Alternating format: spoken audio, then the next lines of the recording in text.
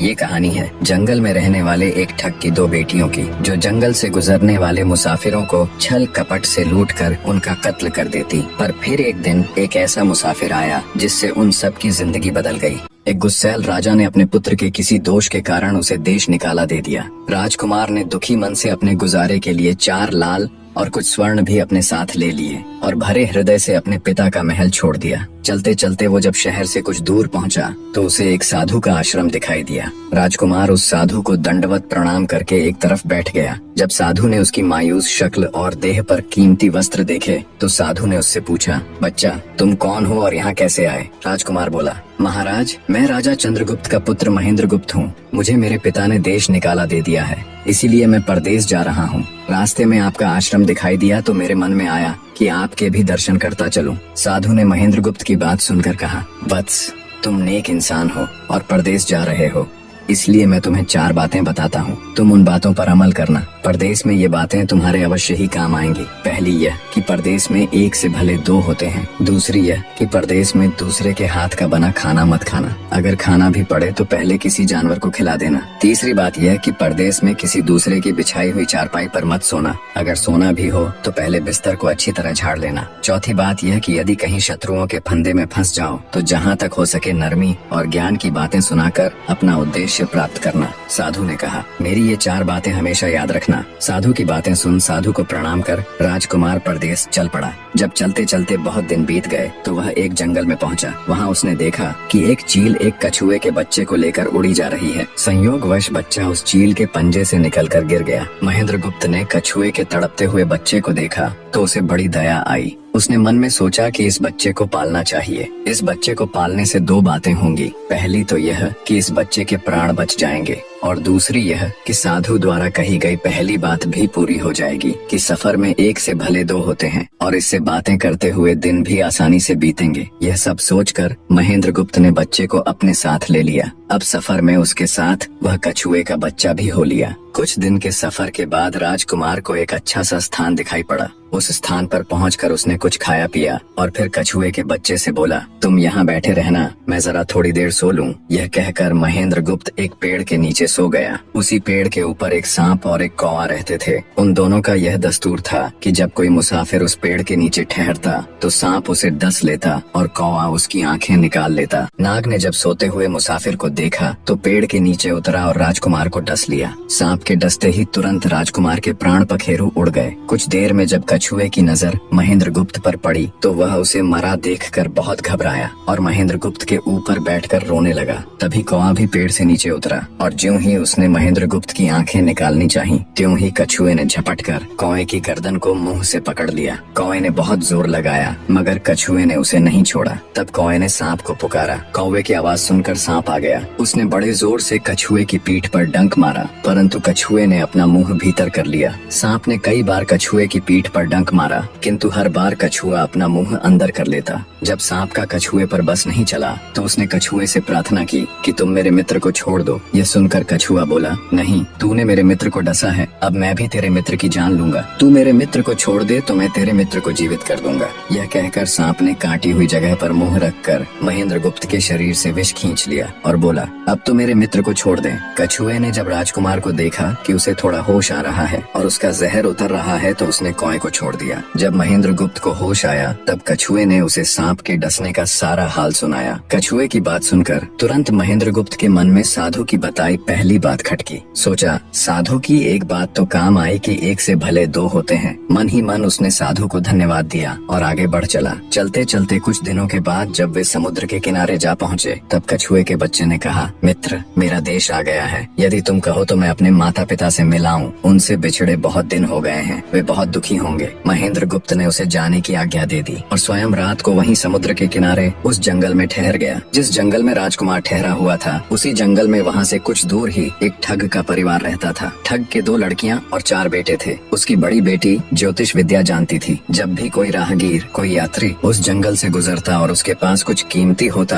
तो ठग की बड़ी बेटी अपनी विद्या से जान लेती थी। आज फिर से उसे बहुत दिनों बाद बहुत से खजाने की महक आई। उसने अपने पिता से कहा, ऐसा प्रतीत होता है कि इस जंगल में एक पथिक आया हुआ है। उस पथिक के पास 4 लाल हैं। यदि तुम लोग उस पथिक को यहाँ ले आओ तो उससे लाल लेना मेरा काम है। यदि वे लाल हमको मिल जाएं तो हम जन्म भर के लिए निहाल हो जाएंगे, परंतु उस पथिक को मारना मत, उसे जीवित ही पकड़ लाओ। ठग अपने बेटों के साथ तुरंत उसकी तलाश में निकल पड़ा। वे थोड़ी ही दूर चले होंगे कि उन्होंने देखा एक आदमी एक पेड़ के नीचे सो रहा है। उसे देखकर उन्होंने सोचा कि यह वही पथिक हो सकता है जिसके पास लाल हैं। वे उसे पकड़कर ले गए और अपनी बड़ी बेटी के हवाले करके बोले, इससे लाल निकलवाना अब तेरा काम है। ठग की बड़ी बेटी ने पूरे आश्वासन के साथ कहा, तुम लोग चिंता मत करो, मैं इससे लाल निकलवा लूंगी। ठग की छोटी बेटी ने जब महेंद्र गुप्त को देखा तो वह दिलोजान से उस पर मोहित हो गई। पहली ही नजर में वो अपना दिल उस नौजवान राजकुमार को दे बैठी। भाइयों के डर से कुछ कह तो न सकी, लेकिन मन ही मन उसको बचाने की युक्ति सोचने लगी। कुछ देर बाद ठग की बड़ी बेटी ने खाना बनाया और उसमें जहर मिला दिया। वही खाना उसने महेंद्र गुप्त को परोस दिया। जब थाली महेंद्र गुप्त के सामने आई तो उसने खाने के लिए निवाला तोड़ जैसे ही उसे खाने को हुआ तभी उसे साधु की कही गई दूसरी बात याद आई। उसने थाली में से थोड़ा सा भोजन निकालकर कुत्ते के सामने डाल दिया। जैसे ही उस खाने को कुत्ते ने खाया वो तुरंत मर गया। यह देखकर महेंद्र गुप्त ने भोजन नहीं किया। उसने अपने मन में सोचा कि साधु की दूसरी बात भी काम आई। अपनी इस चाल को असफल होते देखकर ठग की बड़ी बेटी को गुस्सा तो बहुत आया, पर वो अपने गुस्से को अंदर ही अंदर पी गई। उसने महेंद्र गुप्त के सोने के लिए पलंग तैयार करवाया और उससे कहा, जाओ पथिक, ऊपर के कमरे में तुम्हारे लिए पलंग तैयार करवा दिया है, अब तुम आराम करो। कई दिनों की सफर की यात्रा के कारण थका हुआ राजकुमार जब ऊपर आया तो उसे बढ़िया धुली हुई चादर पलंग पर बिछी हुई दिखाई दी। सोचा जो हुआ सो हुआ, कई दिनों के बाद चैन की नींद तो सोने को मिलेगी। वो जैसी ही पलंग पर बैठने को हुआ तो उसे साधु की तीसरी बात याद आई कि परदेश में हमेशा बिस्तर को झाड़कर सोना। जैसे ही उसने बिस्तर को झाड़ा तो उसके होश उड़ गए। वो बिस्तर एक कच्चे सूत से तैयार किया गया था जिसके नीचे आग का कुआं था। महेंद्र गुप्त ने देखा कुएं के अंदर बड़े बड़े आग के अंगार धधक रहे हैं। सोचा साधु की तीसरी बात भी काम आई। उसने एक बार फिर मन ही मन साधु का धन्यवाद किया और पास पड़ी एक टूटी हुई चारपाई पर लेट गया। थोड़ी देर पहले जो राजकुमार चैन की नींद लेने की सोच रहा था, अब नींद उसकी आंखों से कोसों दूर थी। अब तो उसे अपनी जान के लाले पड़े थे। सोचने लगा, आज की रात बचना बहुत कठिन है। तभी ठग की छोटी बेटी मौका पाकर आई और कहने लगी, हे प्रिय, मैं तुम पर दिलोजान से न्यौछावर हूँ, परंतु आज की रात मेरे वश में कुछ नहीं है। आज की रात मेरी बड़ी बहन की बारी है। जिस तरह भी हो सके बस आज की रात मेरी बहन से अपने प्राण बचा लो, कल मेरी बारी है। हे स्वामी, मैं तुम्हारी दासी हूँ, मैं तुम्हें साफ बचा लूंगी। इतना कहकर ठग की छोटी बेटी चली गई। जब सब लोग खाना खा चुके तो ठग की बड़ी बेटी ऊपर बने कमरे में चली। सोचा अब तक तो पथिक जलकर राख बन चुका होगा, पर जैसे ही वो कमरे के अंदर आई और देखा कि पथिक तो बिल्कुल सही सलामत टूटी हुई चारपाई पर लेटा हुआ है तो उसके क्रोध की कोई सीमा न रही। तुरंत उसने कटार निकाली और क्रोध से बोली, हे पथिक, या तो अपने 4 लाल मुझे अभी के अभी दे दे, वरना मैं तुझको मार डालूंगी। उसी समय महेंद्र गुप्त को साधु की चौथी बात याद आई कि कहीं शत्रुओं के फंदे में फंस जाओ तो जहाँ तक हो सके नरमी और ज्ञान की बातें सुनाकर अपना उद्देश्य प्राप्त करना। उसने सोचा कि आज रात बचना मुश्किल है, पर साधु की चौथी बात भी आजमानी चाहिए। महेंद्र गुप्त ने यह सब सोचकर लड़की से कहा, मेरे पास लाल नहीं है। यदि तू मुझको मारेगी तो वैसे ही पछताएगी जैसे बंजारा अपने कुत्ते को मारकर पछताया था। लड़की गुस्से में बोली, कौन बंजारा और कौन सा कुत्ता, क्या बक रहे हो तुम? तब राजकुमार बोला, तुम नहीं जानती तो सुनो लड़की, एक बंजारा था जिसने एक कुत्ता पाल रखा था। वो कुत्ता बहुत समझदार था जिसे बंजारा अपनी औलाद से भी ज्यादा प्यार करता था। एक समय ऐसा आया कि एक कातक नाम की भयंकर बीमारी के चलते बंजारे का सारा परिवार उस बीमारी की भेंट चढ़ गया और बंजारे की करोड़ों की संपत्ति भी बिक गई। दुखी बंजारा अपने कुत्ते को लेकर आगरा में एक साहूकार के पास जाता है और साहूकार को 10,000 के बदले अपना कुत्ता गिरवी रखने को बोलता है। उस समय 10,000 एक बहुत बड़ी रकम होती थी। पहले तो बनिए ने बंजारे को मना कर दिया, पर फिर कुछ सोचकर उसने बंजारे को 10,000 रुपए दे दिए। कुछ ही समय बीता था कि एक रात सेठ के घर डाकू घुस गए। बंजारे का कुत्ता सब हरकत देख रहा था। सोचा, भौंकूंगा तो परिवार के सब लोग उठ जाएंगे और ये डाकू उनका भी कत्ल कर देंगे। वो चुपचाप बस उनको देखता रहा। जब डाकू सेठ के घर चोरी किए हुए धन को लेकर चल पड़े तो कुत्ता चुपचाप उनके पीछे पीछे हो लिया। सेठ के पास इतना धन था कि डाकू उसे निकाल तो लाए, पर अब उनसे वो लेकर चला भी नहीं जा रहा था। दिन भी निकलने के करीब हो चला था। डाकुओं ने सोच विचार कर उस धन को एक तालाब के अंदर छिपा दिया। सोचा बाद में आराम से निकाल ले जाएंगे। कुत्ता डाकुओं की सब करामात देख चुपचाप वापस घर चला गया। सुबह हुई तो सेठ के घर कोहराम मच गया। पता चला कि चोर सारा धन निकाल ले गए। सेठ का रो रो कर बुरा हाल था। आसपास के लोग उसे दिलासा दे रहे थे।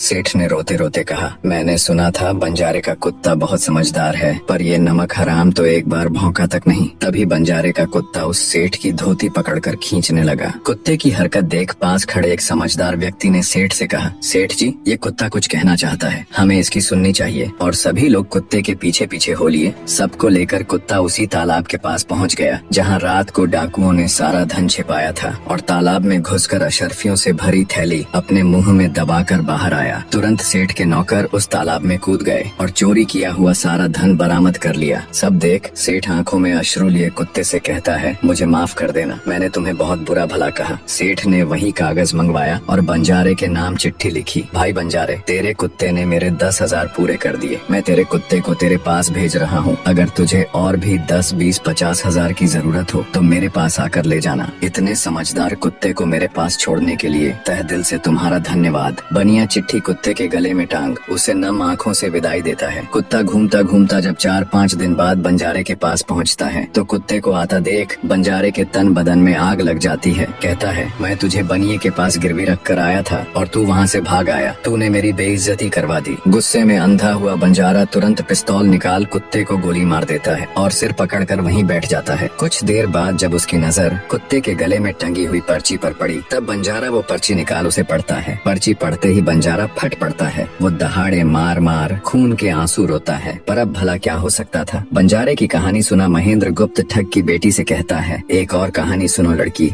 एक राजा के पास एक बहुत समझदार पढ़ाया हुआ तोता था। वह बड़ा चतुर था। एक दिन राजा तोते को अपने साथ गंगा स्नान को ले गया और उसको घाट पर बैठाकर स्वयं स्नान करने लगा। तभी तोते की नजर अमर फल पर पड़ी जो पास ही नदी में बहता हुआ आगे बढ़ा जा रहा था। वह उसको नदी से बाहर निकाल लाया और राजा के आने पर उसको वह अमर फल देता हुआ बोला, महाराज, यह अमर फल है, इसे खा लीजिए। राजा ने कहा, मैं अकेला अमर फल खाकर क्या करूँगा, अपने बाग में लगा दूंगा। जब इसमें फल लगेंगे तब सब कुटुम्बियों को खिला कर अमर कर दूंगा। गंगा स्नान से लौटकर राजा ने वह फल माली को देकर कहा, इस फल को बाग में लगा दो। थोड़े ही दिनों में पेड़ फल फूल गया, उसमें फल लगने लगे। एक दिन एक फल पककर पेड़ से गिरा तो उसे सांप ने सूंघ लिया, जिससे वह जहरीला हो गया। अनजान माली वह अमर फल लेकर राजा के पास आया। राजा फल को देखकर बहुत खुश हुआ और कुछ सोचकर वो फल पहले कुत्ते को खाने को दिया, क्योंकि राजा बड़ा नीतिवादी और विचारवान था। वह जानता था कि बिना सोचे समझे किसी भी वस्तु को खाना ठीक नहीं होता। राजा ने जो ही वह फल कुत्ते को खिलाया, कुत्ता मर गया। ये देखकर राजा ने क्रोधित होकर अपने तोते से कहा, बेईमान तोते, तू हमें जहर देकर मारना चाहता था। ये कहकर राजा ने क्रोध में आकर तोते को मार डाला और माली से कहा, इस पेड़ के चारों ओर घेरा डाल दो जिससे कोई इसका फल न खा सके। एक दिन उसी शहर में एक सास बहू में भीषण लड़ाई हुई। बुढ़िया घर से निकलकर कहने लगी, आज मैं राजा के बाग में जाकर जहर वाला फल खा लूंगी। ये कहकर वह बाग में आई और जैसे ही उसने फल तोड़कर खाया तो वह 16 वर्ष की युवती बन गई। जब राजा को यह समाचार मिला तो उसे सारा माजरा समझते देर न लगी। राजा को बड़ा दुख हुआ। वह कहने लगा, वास्तव में यह अमर फल ही है, मैंने व्यर्थ ही इतने समझदार तोते को मार डाला। इतनी दास्तान कहते कहते सवेरा हो गया। तब ठग की बेटी ने महेंद्र गुप्त से कहा, आज तो तूने मुझे बातों में लगाकर अपनी जान बचा ली, परंतु आज रात मेरी छोटी बहन की बारी है, वो तुझे हरगिज जीवित न छोड़ेगी। जब ठग की छोटी बेटी को पता चला कि महेंद्र गुप्त जिंदा और बिल्कुल सही सलामत है तो उसकी खुशी का ठिकाना न रहा। अपनी बहन को दिखाने के लिए ऊपरी मन से बोली, तुम निश्चित रहो बहन, मैं आज इससे लाल लिए बगैर छोड़ने वाली नहीं हूँ। दिन बीता और रात हुई। तब ठग की छोटी बेटी महेंद्र गुप्त के पास गई और बोली, भगवान का शुक्र है जो तुमने चालाकी से अपनी जान बचा ली। महेंद्र गुप्त बोला, तुम सब ऐसा क्यों करते हो? तब ठग की छोटी बेटी बोली, हमारी तो यही रीति है कि मेरे भाई और बाप मुसाफिरों को पकड़ कर लाते हैं और हम बहनें अपनी चालाकी से उनसे माल हथिया कर उन्हें मार डालती हैं। फिर वह बोली, पर तुम चिंता मत करो, अब मेरी बारी है और मैं तो दिलो जान से तुम्हारी दासी हूँ, तुम्हें जैसा समझ पड़े वैसा ही करो। यह सुनकर महेंद्र गुप्त बोला, प्रिय, तुम भी मुझे देखते ही पसंद आ गई थी। दिल करता है कि हर पल तुम्हारे पास ही रहूं। तुम अपनी बड़ी बहन की तरह नहीं हो, तुम एक नेक दिल औरत हो, तुमसे मेरा कुछ भी छिपा हुआ नहीं है। उसकी बात सुनकर ठग की बेटी ने कहा, तुम कहते हो कि मुझसे कुछ भी छिपा नहीं है, तो फिर वे लाल कहाँ हैं? महेंद्र गुप्त ने कहा, वो चारों लाल मेरी जांघ में हैं, अगर तुम निकालना चाहो तो निकाल लो। राजकुमार की बात सुन ठग की छोटी बेटी बोली, प्यारे वो लाल तुम्हें ही मुबारक हो। मैं तो तुम्हारी दासी हूँ, तुम्हारे दर्शनों की प्यासी हूँ, मुझे तुम्हारे सिवाय और कुछ नहीं चाहिए। ये सुन महेंद्र गुप्त बोला, जो कुछ तुमने कहा है वह तो सब ठीक है, लेकिन ये प्यार और प्रेम की बातें सब धरी रह जाएंगी जब हमारे शरीर में प्राण ही नहीं रहेंगे, क्योंकि जब तुम्हारे बाप और भाइयों को इसका पता लगेगा तो हम दोनों की खैर नहीं। तब ठग की बेटी बोली, तुम चिंता मत करो, मेरे पास इसका भी उपाय है। आज रात को सबके सोने के बाद हम यहाँ से भाग चलेंगे और कहीं बहुत दूर रहेंगे जहाँ कभी मेरे भाई और बाप पहुँच न सके। महेंद्र गुप्त बोला, पर ये सब होगा कैसे? बोली, यहाँ से निकलने का एक ही उपाय है। मेरे पिता के पास 2 ऊँटनियाँ हैं, उनमें से एक तो दिन भर में 60 कोस चलती है और दूसरी दिन भर में 100 कोस चलती है। तुम उनमें से बड़ी वाली को खोल लाना, तब तक मैं हम दोनों के लिए कुछ धन बांध कर रख लूंगी। जब आधी रात हुई तब महेंद्र गुप्त ऊँटनी को खोलने चला गया। महेंद्र गुप्त ऊँटनी ले तो आया, मगर जल्दबाजी के कारण वह बड़ी के स्थान पर छोटी को ले आया। ठग की बेटी बहुत सा माल लेकर ऊँटनी पर बैठ गई और दोनों चल दिए। ऊँटनी जब चलते चलते 60 कोस पहुंची तो जंगल में रुककर खड़ी हो गई। बीच जंगल में ऊँटनी को खड़ी देखकर महेंद्र गुप्त और ठग की बेटी के होश उड़ गए। ठग की बेटी बोली, अनर्थ हो गया, तुम रात के अंधेरे में बड़ी ऊँटनी की जगह छोटी को ले आए। मेरे पिता और भाई आते ही होंगे, वो हमें नहीं छोड़ेंगे। इधर जब सवेरा हुआ तो ठग ने देखा कि उसकी बेटी और मुसाफिर दोनों गायब हैं। उसने सोचा कि निसंदेह वह बदमाश मेरी बेटी को भगा ले गया है। तबेले में जाकर देखा तो पाया कि छोटी ऊँटनी गायब है और बड़ी वहीं है। सोचा ज्यादा दूर नहीं गए होंगे और ऊँटनी पर सवार होकर उसने उसे तेजी से दौड़ा दिया। थोड़ी ही देर में जंगल में उस स्थान पर जा पहुंचा जहां महेंद्र गुप्त और उसकी बेटी ठहरे थे। महेंद्र गुप्त ने जब उसको आते देखा तो बहुत घबराया और कहने लगा, देखो तुम्हारा पिता आ रहा है, अब उससे प्राण कैसे बचेंगे? लड़की ने कहा, घबराओ मत और जो मैं कहती हूँ उसे ध्यान से सुनो। जाओ, जाकर उस पेड़ पर चढ़ जाओ। जब मेरा बाप तुम्हें पकड़ने के लिए आएगा और पेड़ पर चढ़ेगा तो मैं चुपके से बड़े वाली ऊँटनी पर चढ़कर उसको तुम्हारी डाल के नीचे खड़ा कर दूंगी। तुम कूद कर उस पर बैठ जाना, इस प्रकार हम दोनों बचकर साफ निकल जाएंगे। यह सुनकर महेंद्र गुप्त तुरंत पेड़ पर चढ़ गया। तब तक ठग भी वहाँ आ पहुँचा। पिता को देख उसकी बेटी ने फंड करते हुए कहा, पिताजी ये दुष्ट मुझे धोखे से यहाँ भगा लाया, आप इसे छोड़ना नहीं। ये सुन गुस्से से तिल मिलाया ठग महेंद्र गुप्त को पेड़ पर चढ़ा देखकर ऊँटनी से उतरा और उसे पकड़ने के लिए पेड़ पर चढ़ने लगा। बाप के ऊँटनी से उतरते